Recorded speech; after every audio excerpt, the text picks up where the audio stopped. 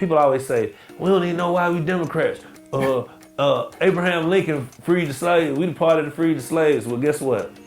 You know how it's always been about the black vote. Let's say that. Right. All right. And do you know who put affirmative action into place?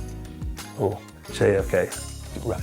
When we elected JFK, he signed affirmative action as an executive order. So the 60s, the civil rights 60s, that's how we became Democrats. Correct. You know what I'm saying? And that other side has kept the same energy all this time. Wow.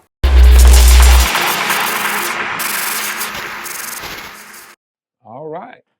Zak Wallace, Going on. renowned music songwriter who wrote Sierra's hit song Goody, and is also the co-founder of Local Green Atlanta, a fast food casual eatery dedicated to equity, access, and public health. How you doing, my friend? Welcome to Bootstrapped Millionaire. Hey, what's up, man? I'm happy to be here. Thank you for having me, Tim. I'm glad to have you on, man.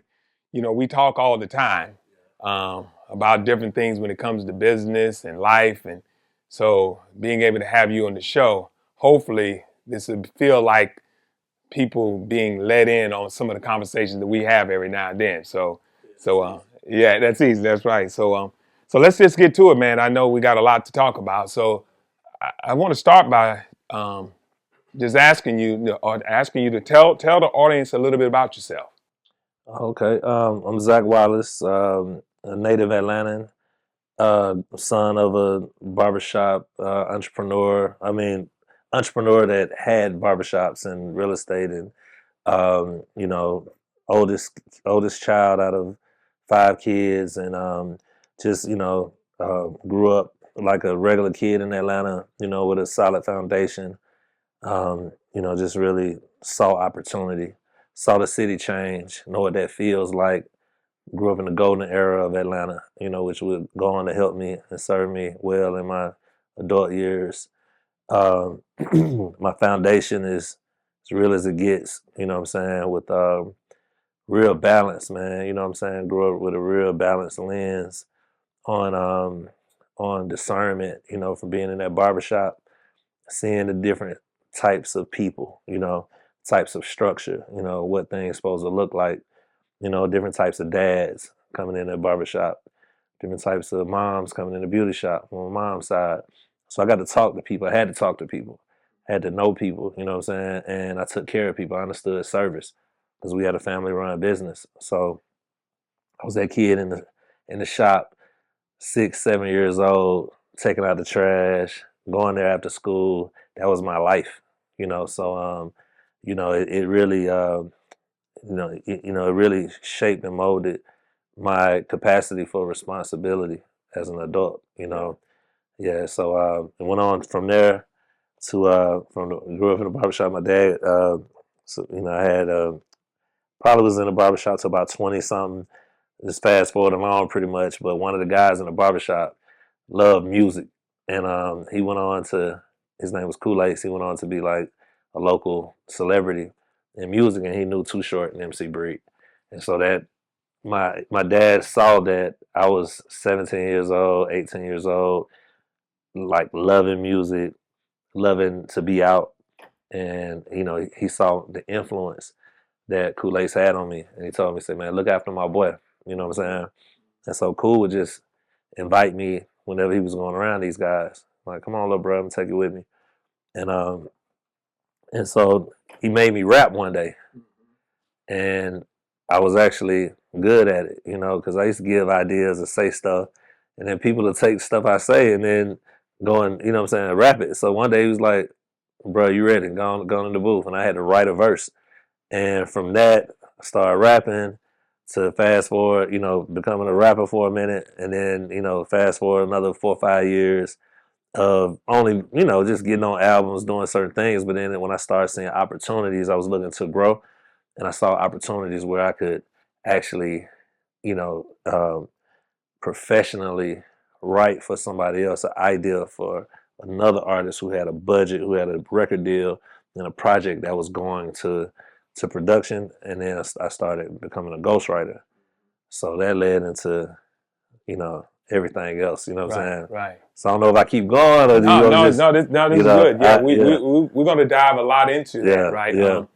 Um, That's how I got. That's the long story short of how I got from native Atlantan to becoming, get into the music, yeah, becoming a songwriter and being a guy in the music business. Now, when we think about Atlanta, particularly back probably when you were got into the music game, Atlanta wasn't as big as it is today, right? I mean, Atlanta was just kind of starting off. Obviously, New York, California, places like that. So you've seen Atlanta transition into the hip hop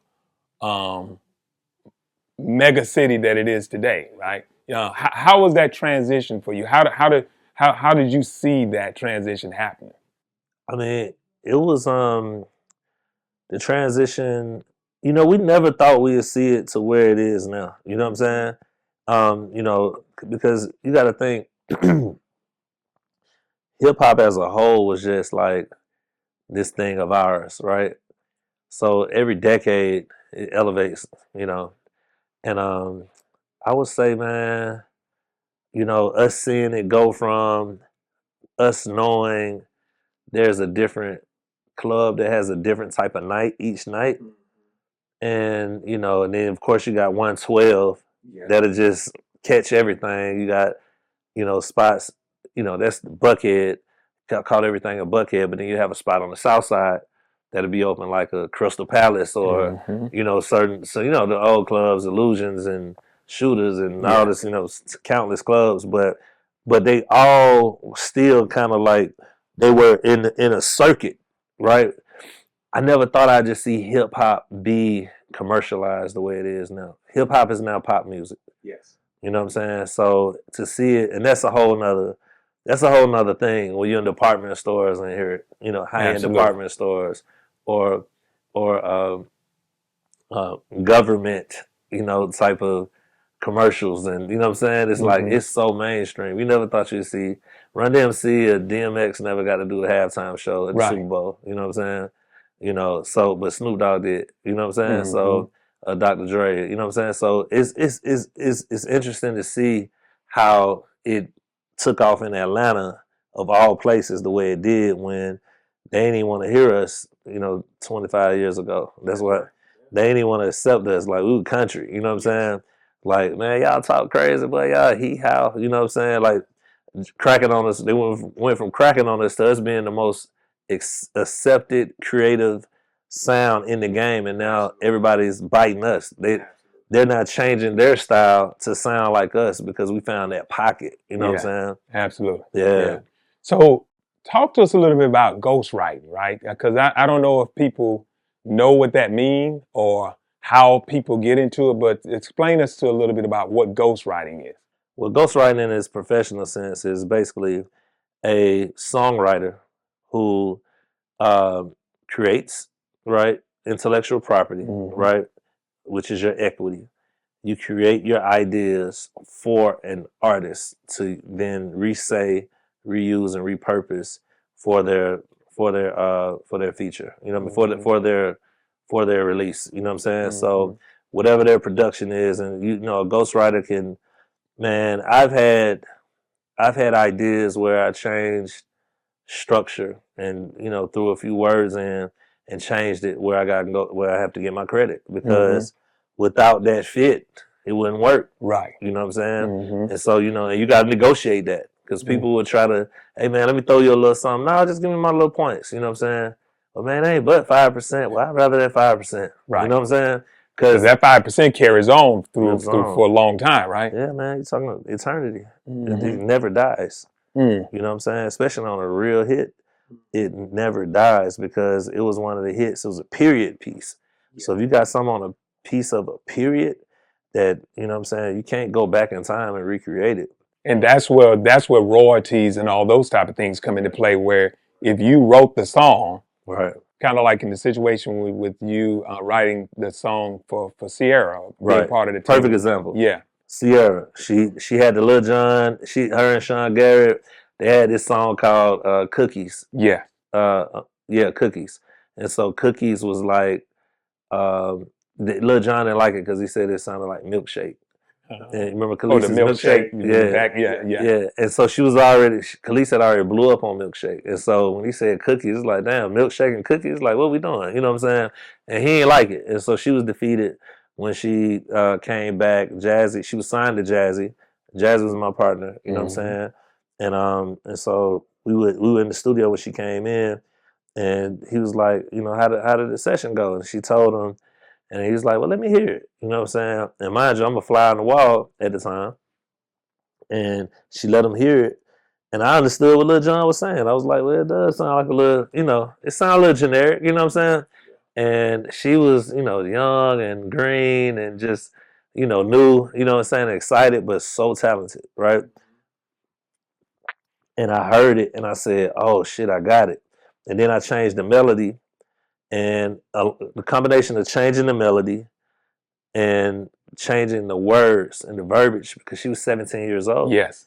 And I got the idea about the cookie, you know what I'm saying? And you know, her cookie staying in the jar. I got that, but it still needed a special word, you know what I'm saying? And so me changing the first part of that hook to I bet you want my goodies, you know what I'm saying? Wow. And with on that tempo that I changed it to was what sealed my deal. The whole song to it the took the next whole level. song to the next level. And her album was actually called Goodies, and they still say to this day the Goodies star, or they say 1 2 step, but that became the definition of her. So you know what I'm saying? So your intellectual property, it's like a nickname. Yes. You know, people nickname people all the time, right? They'll be like, you know, what's up, you know, what's some funny names, like, you know, hot dog or something. Right, You might just call somebody anything. Right. And it stick with you. You know what I'm saying? Yeah. You know, I mean, and you think about in a positive way, that intellectual property, right? It sticks with the artist for their whole career, and they get to make money performing that their whole career. So you get, as a ghostwriter, you get royalties based on the performance of the song when it goes to radio, when it's being used, and when you're sharing that. You get your little slice of the pie. And that song, actually, was that the song that she got Grammy nominated for? Yeah, well, I don't think she got Grammy. I think she got for 1 2 step. Yeah. But if I'm not mistaken, I can't remember. But I didn't get a Grammy with her on that. Okay. But as the ghostwriter, if she would have, you would have got it. Oh, wow, that's cool. Yeah, I would have got one for sure. You know what I'm saying? Is it now? I've often heard that songwriters actually. Is it true that songwriters, I wouldn't say make more money than the artists, but that because of the fact that you wrote the song and that song continues to go on, the songwriters get paid very handsomely for that. Right. Well, let me say this. So when people say that, what they mean is a prolific songwriter can make more money than an average artist. Yeah. Right? Because a prolific songwriter has those their streamlined revenue. He has those royalties, and you know what I'm saying, he has that publishing that will follow him for eternity. You know what I'm saying? Now, average performer, then I mean, you know, if he has to go out and hustle for that, he got to stay hot, he got to stay relevant, and you know what I'm saying, to keep making money. If he didn't write any of his songs, he can't count on that check coming in the mail. You know what I'm saying? That, you know, that quarterly check coming in, he can't count on that because he's not getting royalties. And so when he went up and he was getting 100,000 a night, and then once that wave goes over, if he doesn't stay up and keep elevating, then eventually he comes down. It comes down to 60, then it comes down to 30, and then it kind of levels out somewhere, depending on his catalog of body of work. You know how many hit records he has, but you know he can still live a comfortable life. But he got to stay on the road, and that's what you see happen with these guys like, you know, Donnell Jones, Carl Thomas. You know what I'm saying? You have some of the producers or writers that they work with who are taking off while they're still here because they didn't have the same opportunities as a songwriter. You know what I'm saying? Their talent was a little different. You know what I'm saying? Right. Yeah. So their talent only served them. A songwriter or producers can serve everybody. You know what I'm saying? Yeah. So I hope that explains. No, that's true. Yeah, that's true. So what do you think about streaming now, right? You know, obviously when you were in the music game, streaming wasn't as prevalent as it is today, right? Do you think that streaming helps or hurt artists? It helps. It helps because anybody can listen to music without going to buy it. Mm-hmm. You can listen to a whole album without going to buy it. So, but it really helped the companies. Yeah. You know what I'm saying? The companies with that infrastructure. What it does for artists, I mean, I think artists get 0.0003% per stream, which is crazy. And so right now there's legislation right now that's on the floor where these companies got to pay 1 cent per stream. You know what I'm saying? So, you know, it's yeah, because it's out of control. But anytime there's something new, you know, it goes unregulated. Yes. So anytime you're doing something new, it's gonna be unregulated. So you think about sorry, Oh, no worries. in an interview. It's always working. That's an alarm about some business too. Yeah, yeah. Daily, you got to keep them daily alarms. You You know better what I'm saying? believe it. But yeah, man. So I think right now there's a lot of pushback around the streams because you know, like the government that wasn't able to put any structure in place. There's nothing fair about it. So it's like the sharks have. I mean, they made oil money, man, on them streams, and they're getting all the advertising, they're getting all the controls, all the subscription dollars on the backs of artists and our catalogs that we got to make available. But then they got to pay their fair share. Now, you got a lot of artists now that actually starting to sell their catalogs, right? I mean, what is your thoughts around that? Man, look, it's equity, man. You know what I'm saying? It's equity. So you got to make it count. You know what I'm saying? If you're gonna sell it, just make sure you SELL so you can SAIL. You know, like you got to set yourself up. You know what I'm saying? Into something else that you feel like can perform better. But I'm leery of it because you got to wonder with streaming being so prevalent now, and when these laws do pass, what does that do for your publishing? So when it does come 10x, and instead of you getting, let's say, you know, $50,000 a quarter, right? What if it goes 10x, and then you know now your publishing is worth 500 a quarter? Now you like, fuck, you know, what did I do? And that's a good point because I mean, of course, no company is going to buy and make an investment or buy an asset without them knowing that that asset could go up in value, right? I mean, they've obviously done their due diligence, and you make a good point with regards to if streaming now that the laws change within streaming and someone owns that catalog.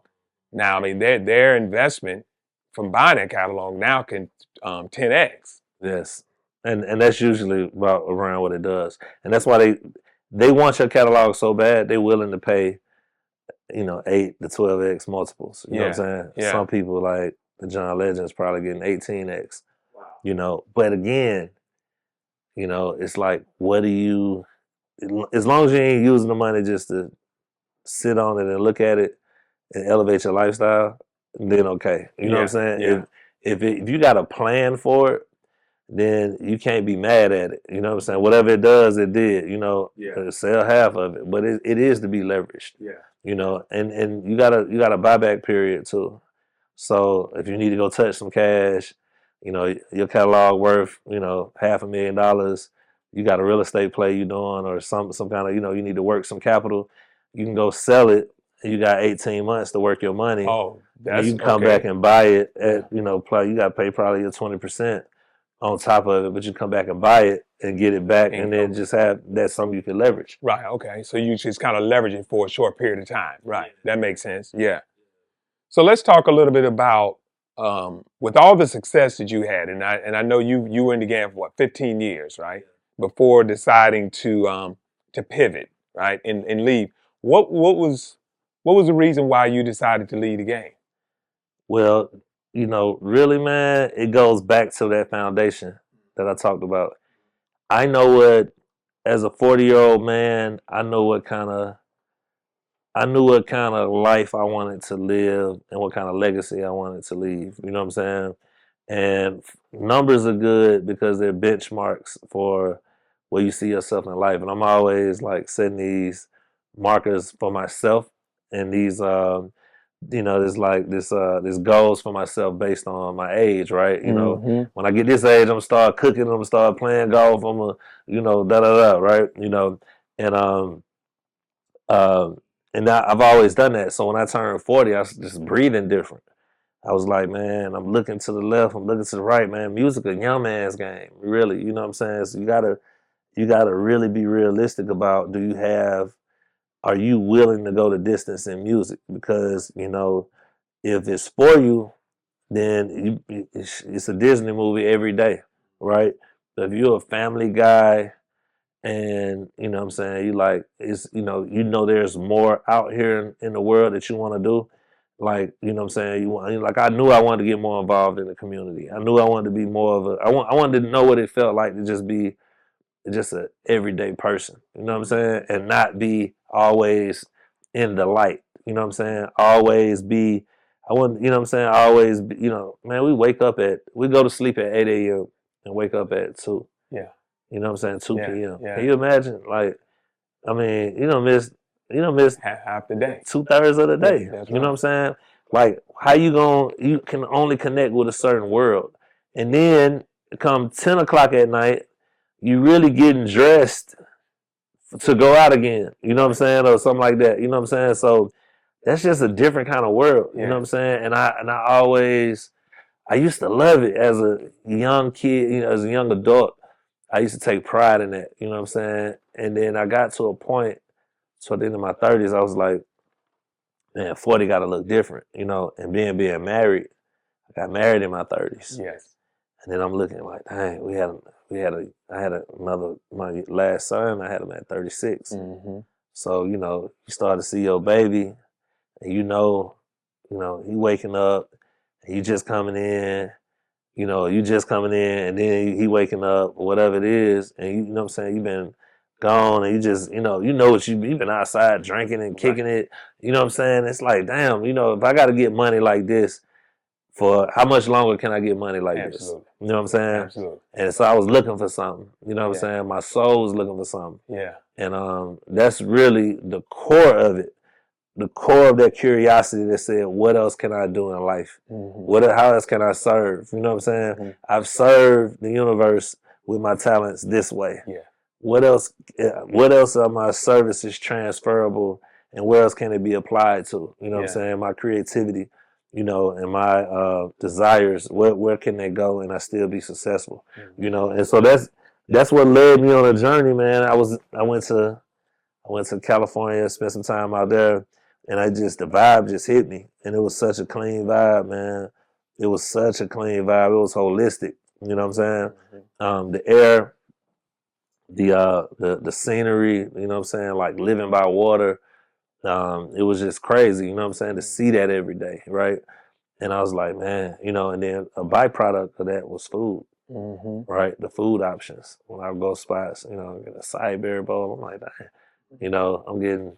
That's when you first started learning about the different types of healthier foods. Yeah, and I was seeing people like us, you know what I'm saying, eating clean, eating, cauliflower tacos and stuff. I'm like, man, hold up, you know what I'm saying? And then how you feel about it, you know what I'm saying? It just felt so exotic, and it just felt like free, it felt worldly.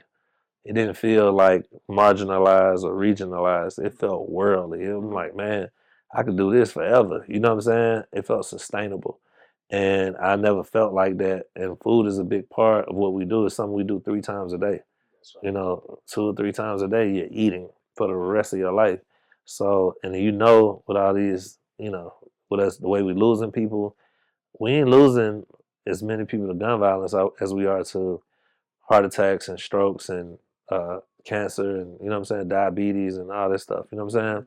So I wanted to kind of empower myself and not just be like stuck waiting on the boogeyman to, creep up and you know what I'm saying, and pull me in the grave one day. You know what I'm saying? I was like, yo, let me change this. And I started going down that road and asking questions. And when I asked the question about why egg whites, is egg white something that white people do? Or is it just like, what's the reason? And I saw all the cholesterol that's in the yellow egg and the yolk versus the egg whites, and why so many people eating egg whites, it made sense. I'm like, shoot, that's an educated decision. Yes, yes. And you can make it taste almost just as good. It's the same. Still put your little salt in there, a little pepper, but you just don't have that that stickiness or that thickness from the yolk. Yeah. And but when you think about what it does for your heart, and you start to say, man, I don't know, maybe it don't taste that good after all. You know what I'm saying? Because everything that tastes good to you usually is bad for you. You know what I'm saying? So you got to have a compromise. If I can live another 20, 30 years not eating that yolk like that, you know what I'm saying? Like heavy, the way they used to tell us, Arnold Schwarzenegger breakfast. Yeah. We're going to eat Rambo breakfast. We're going to eat 6 of them and just drink the shit down. Right. No, if I can do that, like I'd rather give me the egg white. You know what I'm saying? Correct. If I got to have it. Yeah. Right? So I started just using real common sense, a common sense approach from a black man in America. And I started making this stuff at the house. And when I came back to Atlanta, I was just like in the kitchen, just eating like this now. You know what I'm saying? So is that how you pivoted into becoming a restaurant entrepreneur, and as a result of you personally just wanting to make some health changes? Yeah, life changes first. Cause I'm like, all right, I made it out of the barbershop. Cause my parents, I watched them be in that barber and beauty shop all their life. I made out of the barbershop and got into music, right? But on my way between the barbershop and music, I was in the streets. Mm-hmm. So I did my little weed thing. Yeah. Had my little hustle, my little transport, and caught my little charge. Did my little 15 months and my little 10 years probation. Did that, and so you got barbershop, you got the street, which weed is legal now, but I digress. You got that, and then you got music, and so those 3 things that have always been my real true source of equity and revenue. You know what I'm saying? Social equity, economic. You know what I'm saying? The economics of it all, the community of it all. It all came through there, right? So, the last one, like I told you, was me figuring out how do I get out of music. You know what I'm saying? Because that's not healthy either. Correct. You know what I'm saying? It wasn't healthy. It wasn't serving me no more. You got cats like Young Thug, them who was coming in, and they was talking a whole different message. You know what I'm saying? It was a whole nother message, and it wasn't my message. Correct. You know what I'm saying? And so I was like, man, I don't know if I belong. I can't be this old head. Let me go out on my terms. You know what I'm saying? Exactly. And so I stepped off on my terms. So it was me searching for a way out that then said, me looking for a life change, that then said, all right, I'm going to go step out here. I'm going to find something I wholeheartedly believe in. And I'm going to get behind that. And if it's something, and it checked every box. It's good to have some boxes. Because if you have some boxes, you got to label those boxes. Yes. And you label those boxes, and this is real game. When picking a woman, any of the biggest decisions of your life, buying a house, picking a woman, you know what I'm saying? Friendships, close friendships, and things like that. You want your religion, you know what I'm saying? Any of your biggest things, you want to have boxes, and you got to have the right labels on those boxes. Yeah. And then you make your decision based on how many of those boxes you can check. You know what I'm saying? And that's what I did, and they checked every single box. Because I'm like, I'm doing this anyway. I'm living it anyway. I'm in my house, and I'm making avocado, egg white, mushroom sandwiches. And I'm putting sriracha mayo on it. And I'm telling my friends, try it. I'm telling my overweight friends, hey, bro, you got to try this. And I'm giving them the information that I learned. And I remember one of my guys, he literally had it, and he got to thinking, and he got overwhelmed with emotion. He's like, "You doing God's work," and he started crying. He's like, "Man, he's like, man, you doing God's work." And I knew then, I'm like, I can't turn back now. You know what I'm saying? Because I was seeing too much.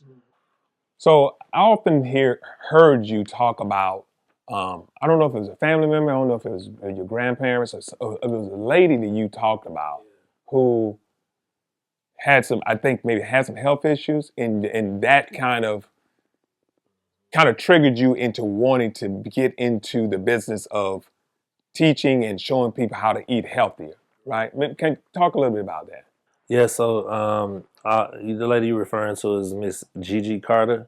It's my best friend Lamar, right? We grew up together in East Point, and it's his mom, right? And him and his sister Lanice, and she was just the sweetest lady.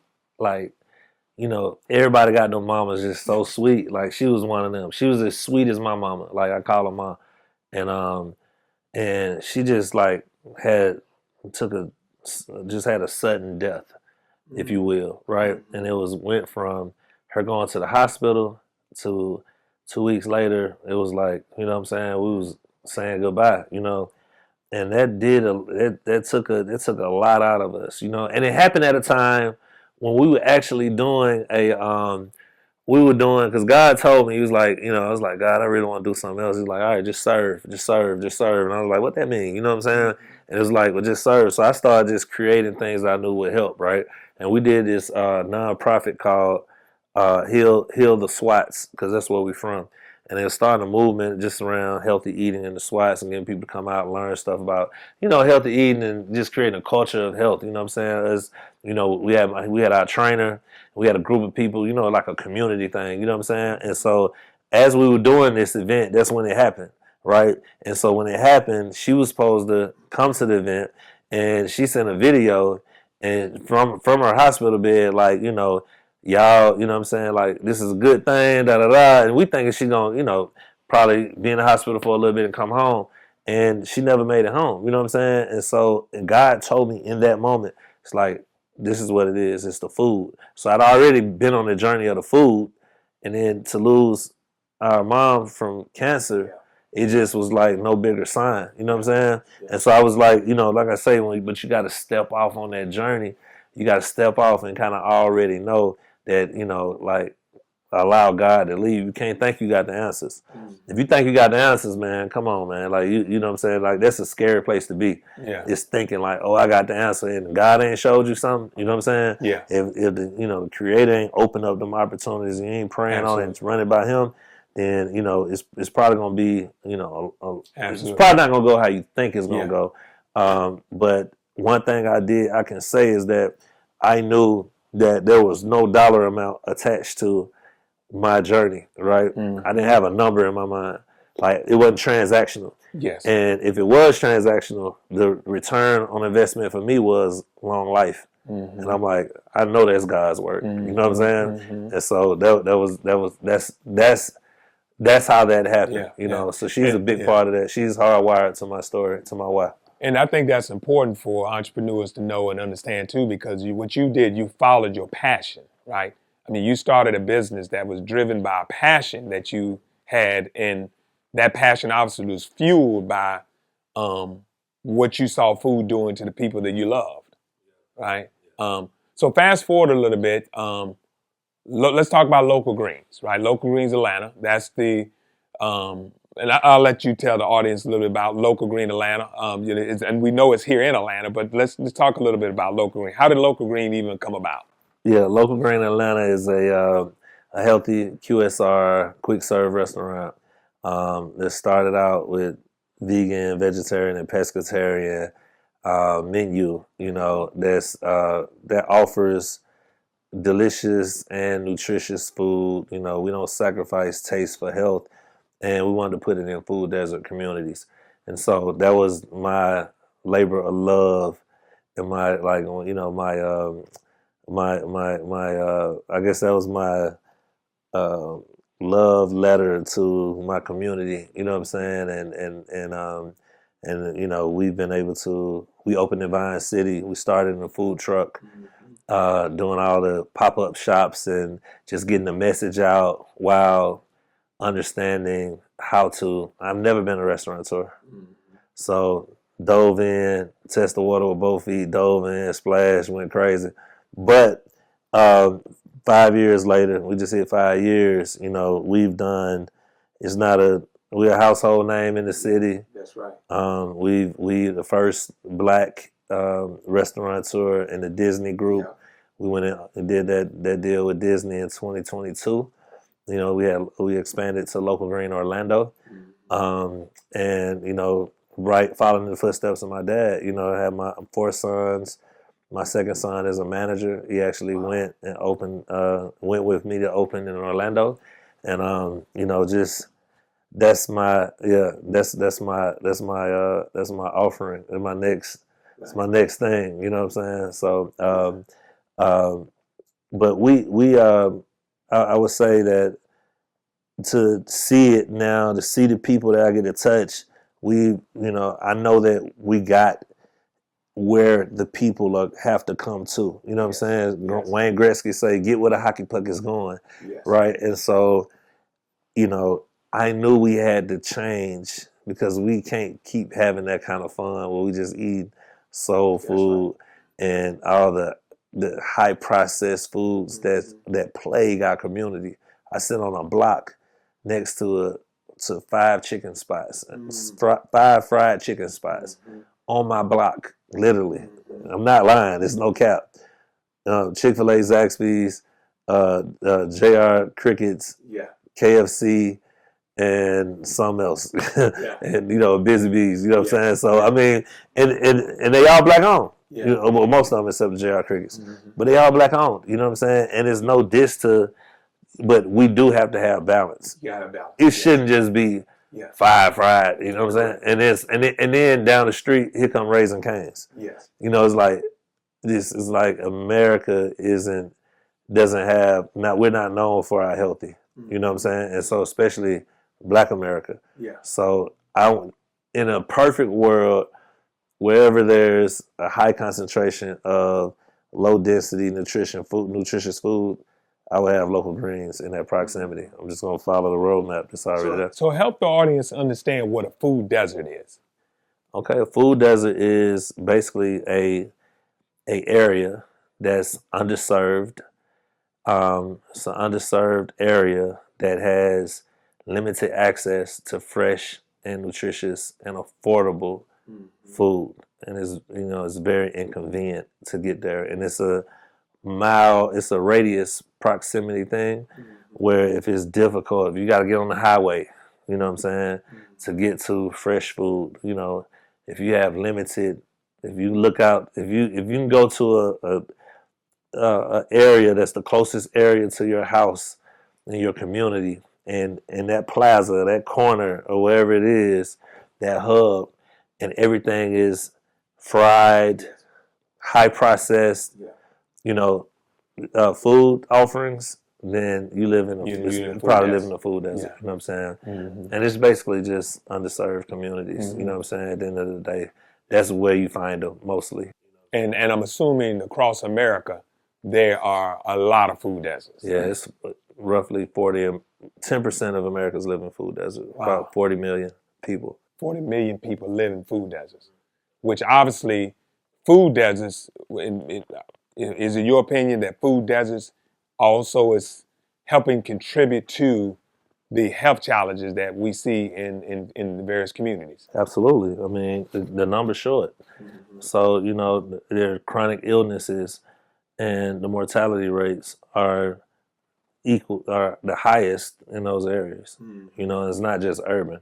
Yeah. There's a socioeconomic parallel to food desert communities and chronic illnesses where the numbers are running rampant. They're disproportionately plaguing the communities that are in food deserts, that are low income communities, because of the poor access and the poor culture that has been systematically created, and it's on us to change it. Absolutely. So we talk about, I gotta have my bacon. I gotta have, we gotta talk different. You know what I'm saying? Because we don't realize that, like we're part of, we're the lowest end of this experiment, in this country. You know what I'm saying? And we are the least important on the national federal agenda, for as who they're looking after. It's no secret as to why. You know what I'm saying? So we got to take care of each other. So what's your plans for Local Green? I know you said the goal is to have a local green in all these areas to be able to show the various communities that you can eat better, right? And to bring awareness around that, right? Right. Yeah. Yeah, so well, the goal is expansion. I want to build a sustainable expansion plan and franchise one day, but right now I'm expanding. I'm partnering with a experienced hospitality group. I didn't, not a big. They're not. They're not big in a relative, but they're very successful. They built it from the ground up. They know the pain points. They know the community, and and they've scaled. They scaled businesses. They have, over a dozen of their brand, and they've developed in a way that I trust that I can partner with my business and carpool my vision to the next level for me. You know what I'm saying? Because if you're not, I've done a great job of branding, right? Branding, understanding my business top to bottom, SOPs, building a culture, the marketing, getting the name out there, people understanding who we are, identifying my top sellers, et cetera, et cetera. I've done a great job there. Scaling requires a whole nother set of skills. You know what I'm saying? And I wanted to align myself with, partners that understood that possess those skills. Yeah, absolutely. And resources. Yeah. Let's talk a little bit about community and legacy, right? Because you speak about that, and I see you online, Instagram. I know you work with was it 2022? You worked on Mayor Dickinson's campaign as well. And when you see what's happening with Local Green, you are in the community, right? It's not Local Green. It's not like Local Green is outside the community. Why is legacy and community so important to you? Well, legacy and community is important because, like I say, man, I feel like we all we got, and if you you're a product of something, you're blessed to make it out. It's almost like, the price you pay for making it out is to make that community, that rich community, is to make it better. You know what I'm saying? And make it better for the next generation. And, because it wouldn't have been where it was for us to make it to the level for us to have what we had as children, for us to have the community we had. There was people that paved the way for us. Absolutely. And it'd be a disservice just to take your winnings and run. And you know what I'm saying? With they say success. They say what's the saying about success and rent due every day? It's like it's expensive. You know what I'm saying? Yeah. It's expensive. It's a cost, and rent due every day. Like, you have to, and I ain't saying I'm the most successful, but I've had my share of successes. Absolutely. And I'm grateful. And even better, Tim, I actually want to do the work. Yeah. You know what I'm saying? I actually am thankful. It's like pressure is a privilege. I'm thankful that I have a heart that wants to see people win, that wants to see people that look like me, able to have some kind of control. You might can't control you making, you going to the top colleges, you making $500,000 a year. Maybe that's not for you, but the love in your household, you're still due and owed the ability to be able to, influence your household in a way and create your own culture in your household that allows you the same options that I have, because it's up to you. But at least you know. If you don't never know, and we keeping it from you, and you know what I'm saying, then that ain't right. You know what I'm saying? Yeah. And that's a disservice. We've done a disservice to our whole ecosystem. You know what I'm saying? Yeah. So I feel like, who better than us? Absolutely. We all we got. Who better than us? Now, here we are in 2024. Obviously, this is a big election year. And of course, staying on the topic of community, probably might be one of the most important election years that we've seen in a long time. And I know I've seen you online post a lot of different things with regards to what's happening. But why do you think this election year is going to be important, particularly for the Black community? Because it's so polarizing, and this is when this is when we get exposed on our values. You know what I'm saying? So a lot of us value money over morals. A lot of us don't understand when we say the lesser of two evils, and we don't understand things like that. The lesser of two evils. Sometimes you got to pick and choose your battles. Sometimes you got to say, sometimes you might have to cut off your hand to save an arm. You know what I'm saying? You rather, cut off a finger to save a hand. You know what I'm saying? So it's like there's the decision making and the things that we value and the misinformation. You know what I'm saying? It's crazy. And I just see where I think it's really important because I feel like our democracy is at stake. I feel like we don't know the evils that that comes with that party. You know what I'm saying? With what they're allowing to happen. I value life. We lost over 1 million souls domestically. Yes.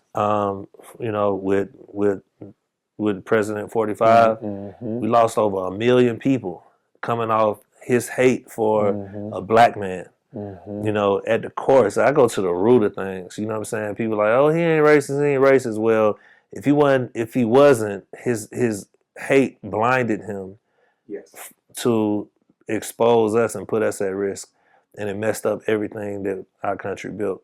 You didn't have to. He fired a whole pandemic office unit that is designed. They had a playbook and worked with Ebola. We only lost 6 people with Ebola. As deadly as Ebola was, we lost 6 people.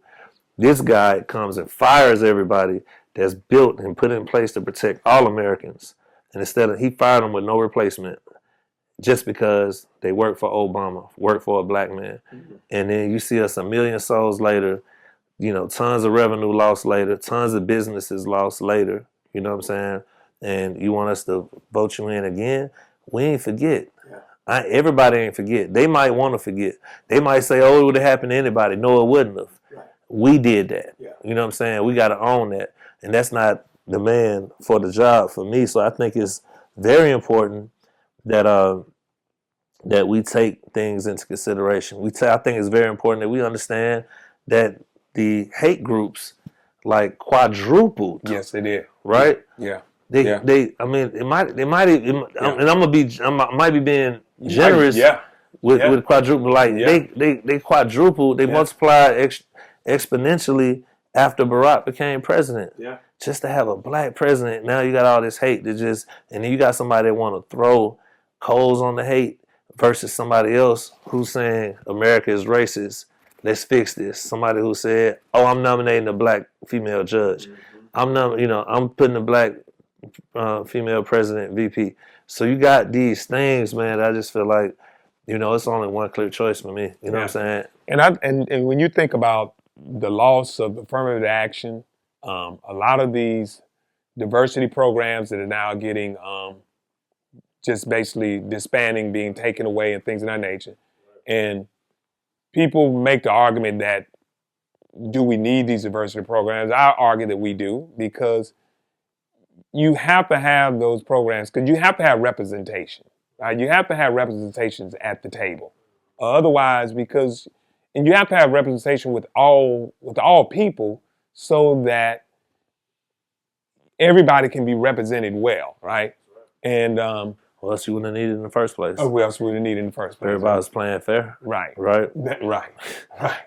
That's crazy. It's crazy, right? I mean, you talking about down to education. Yeah. Like down to just us being able to get in certain schools. You know what I'm saying? To be able to be afforded to know how they're being educated. These institutions were set up like that for a reason. It was illegal for us to read. Yeah, absolutely. You know what I'm saying? Like these are the same people. You know what I'm saying? It's the same corrupt. The core of it is always been against us. You know what I'm saying? So anything that's for us is not a handout. You know what I'm saying? Correct. That's right. It's basically it's the country's way of trying to, offset it. And people, and I don't want to, just go too far into this, but people always say, we don't even know why we Democrats. Abraham Lincoln freed the slaves. We the party that freed the slaves. Well, guess what? You know how it's always been about the black vote. Let's say that. Right. All right. And do you know who put affirmative action into place? Who? JFK. Right. When we elected JFK, he signed affirmative action as an executive order. So the 60s, the civil rights 60s that's how we became Democrats. Correct. You know what I'm saying? And that other side has kept the same energy all this time. Wow. You know what I'm saying? Wow. So Kennedy got blood. You know what I'm saying? He died. Yes, he did. Yeah. In position in the highest position from that same hate. Yeah. You know what I'm saying? That's right. So, and we just talking about affirmative action. He was pushing for the Civil Rights Act and the Voting Rights Act, which his vice president, LBJ, Lyndon B. Johnson, went and signed after he was assassinated. Right? And he was assassinated same year as Malcolm X. Right? And then after that, that's when things started happening. You know what I'm saying? Started happening for us. And as things were happening, voter rights, Civil Rights Act, all these things, then segregation, right? But when King started understanding what was happening, what he was fighting for, and then realized, that's when he said that, I might be leading my people into a burning building. Yeah. You know what I'm saying? And then when they ended up taking them out in 68. And then what happened after 68? All the Black Party leaders, they was killing them off. Hoover. Yes. Redneck Republican. Yeah. Don't tell us we giving our vote away. Them people are crazy. And so after, you know what I'm saying, right after that, I think King, let me see, who else died? The NAACP guy, Medgar Evers, you know what I'm saying? Yeah. And the Black Panther leader, his name escapes me.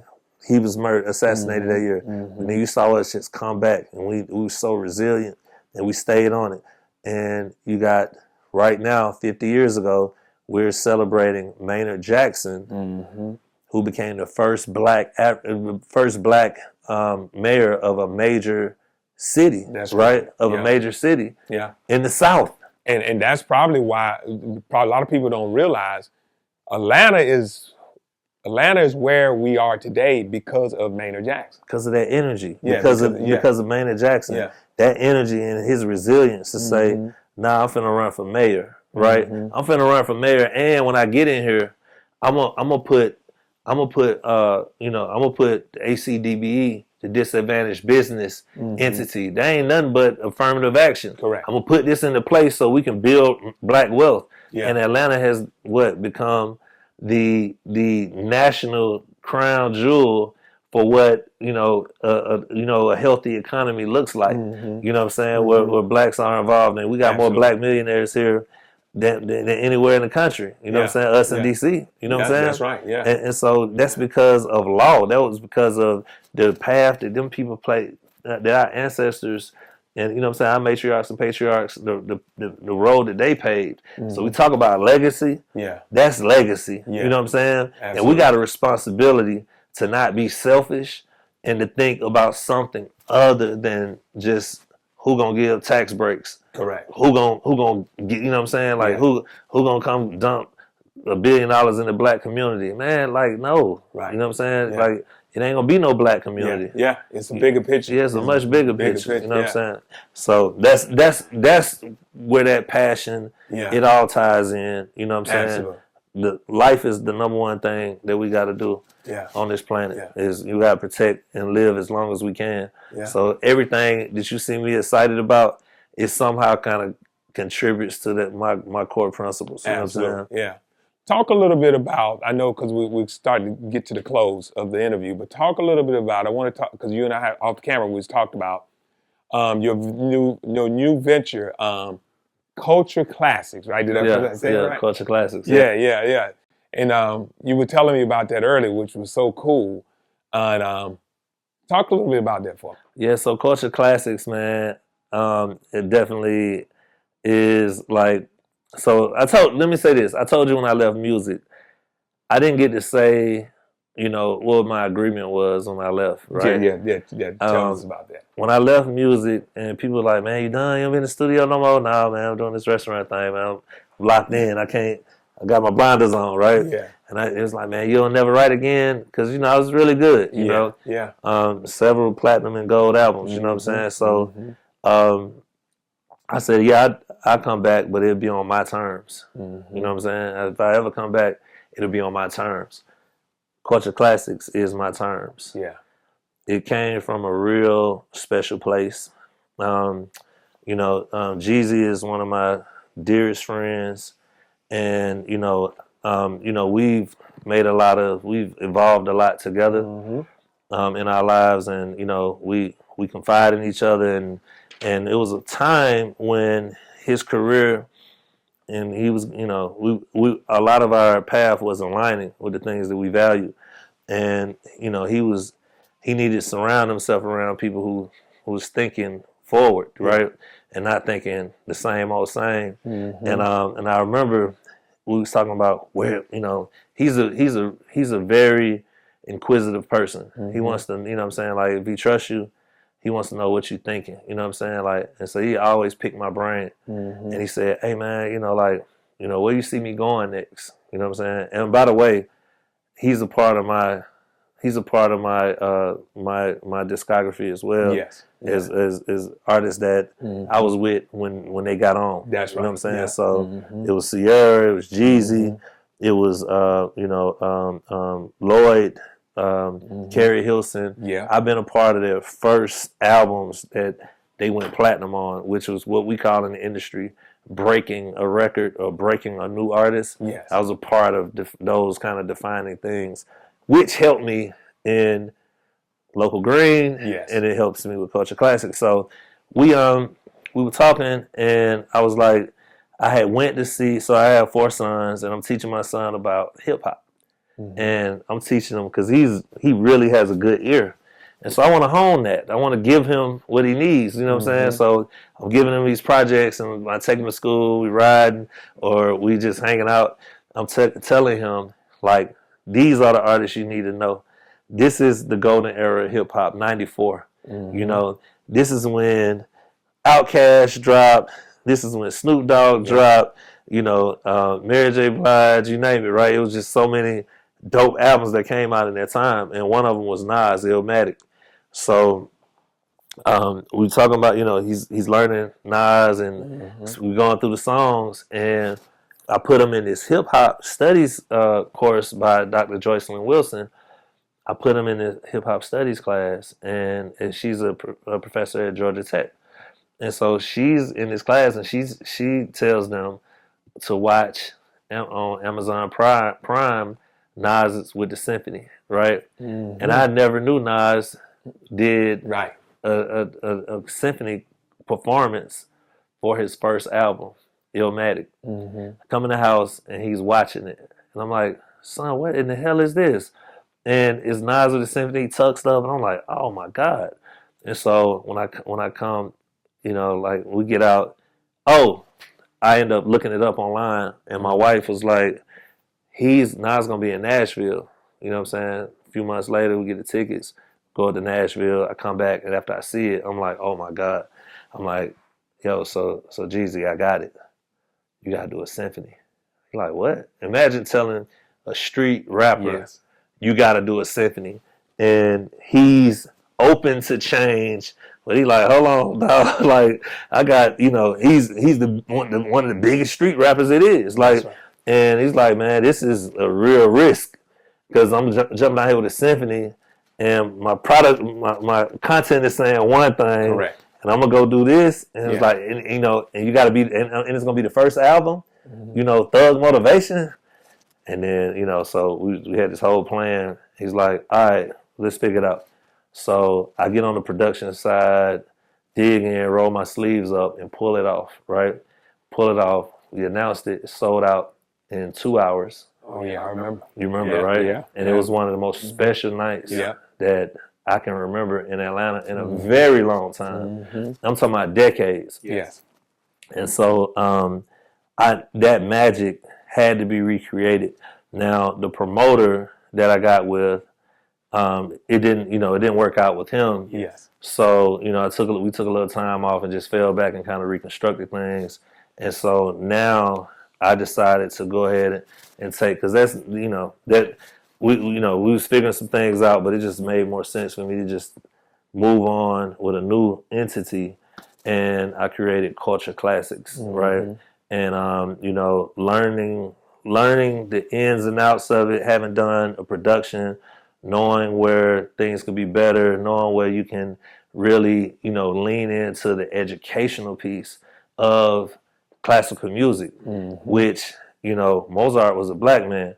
We don't know this. Right. We also don't know that symphony orchestras was a way for white people to flaunt their wealth because of all the musicians that you could afford to. You had to pay for musicians. Yes. So, and you had to pay for a composer to assemble the musicians. You know what I'm saying? And most of that wealth that the people, if you look at the people who was putting on symphonies in America and orchestras in America, they were hugely, their main source of revenue was the slave trade. That's right. You know what I'm saying? Yeah. So you really think about, rooms that we haven't been in and us merging our culture with that and the education behind it for the youth and even for adults like ourselves. There's a huge I guess space and market for us in those spaces. You know what I'm saying? And every city has one. Every major city has one, and there's huge misrepresentation. We're underrepresented in almost everything. There's no affirmative action or DEI in the symphony, right? That's right. When you look at it, they show, you can look at it, right? It looks like when I was at Disney. You know what I'm saying? It is very white. You know what I'm saying?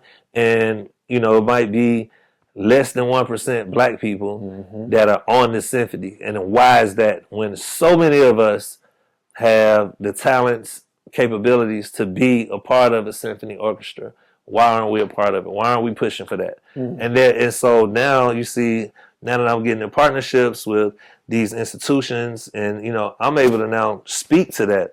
I'm able to now support that and be another messenger in the same way I am with food. You know what I'm saying? Yeah, that's right. And so for me, it's more than just creating the experience. It's also creating that impact and that change to go in there and just really, really make a difference, so that we can now, have something to look forward to once a quarter, once every other month. We got and so the plan is that you will be doing these types of shows. Yes. With artists and symphonies around the country. Yes, cultural artists, cultural icons.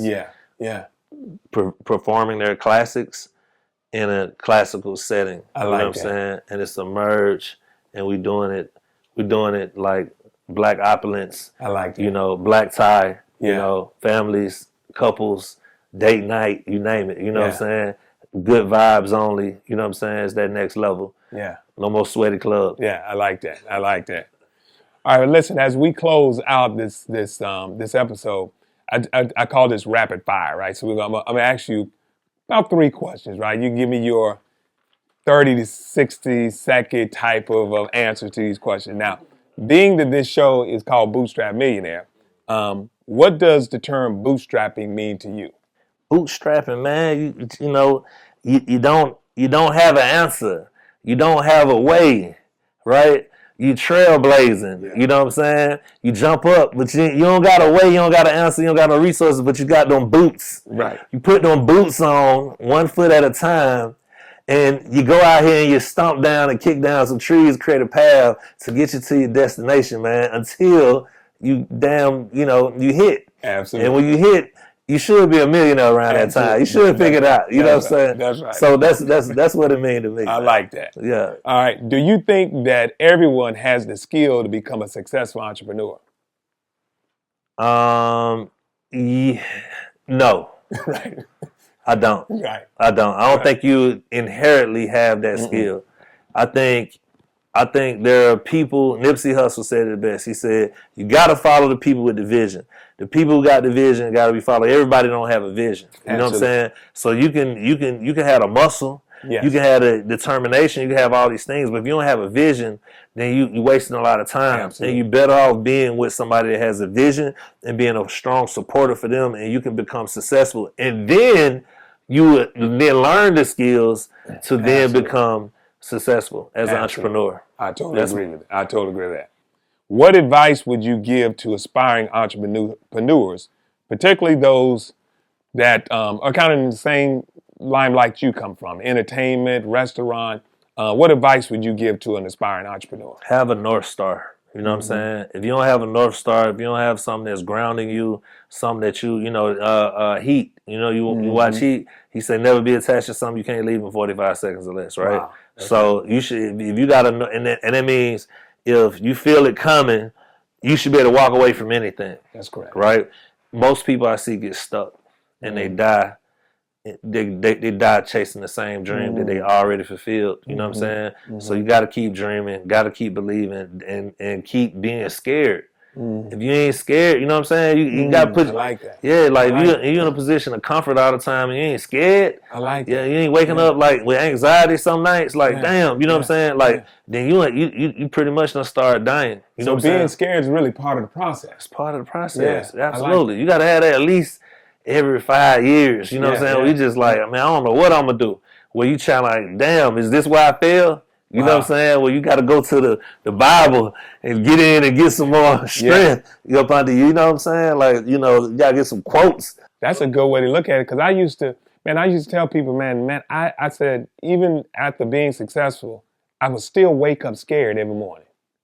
But still having fear. But what you're saying is that I need to embrace that fear rather than trying to make it go away. It's almost like what's in the Bible where I think what Paul said, the thorn in your side. Yeah, right? yeah. You need that thorn in your side. Yeah, you need it. It's called a healthy dose. Yeah. It can't be too crazy. Right. It can't be too crazy. Don't bite off more than you can chew. Correct. Right. Yeah. Don't jump all the way out there. But you gotta walk that tight rope. Yeah. And that tight rope is a scary place. You know what I'm saying? It's gonna come a time where you gotta walk that tight rope.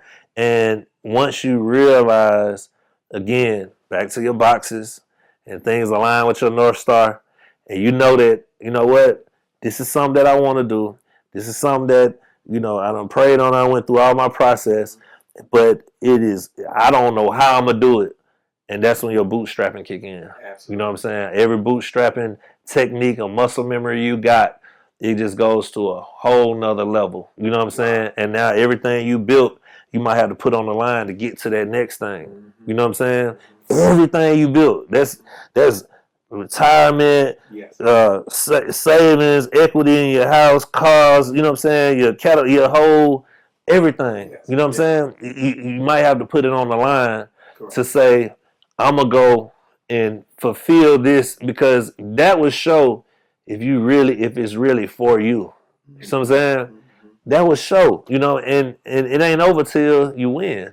Yeah. You know what I'm saying? Pushing all the chips in, right? Like in the game of poker, all that. It's not over till you win, though. Like you know what I'm saying? I like that. It's like if you believe that, like as long as I got breath in my body, you know what I'm saying? It's not over till I win. I know I'm gonna always have myself in this position. Right. I know I am. It's gonna be a different level, obviously. I have different safeguards and cushions, but stuff will be put so far away from me, and I'll be right back feeling like a rookie all over again, probably in another country somewhere with other obstacles, and somewhere following the my that inner thing saying like, man, I gotta do this. You know what I'm saying? And that here we are back at the fear. That's you know what I'm saying? Yeah, that's right. You see Elon Musk, he got all the money in the world. He keep going. That's right. Right? We can learn from them. Yeah. Trump.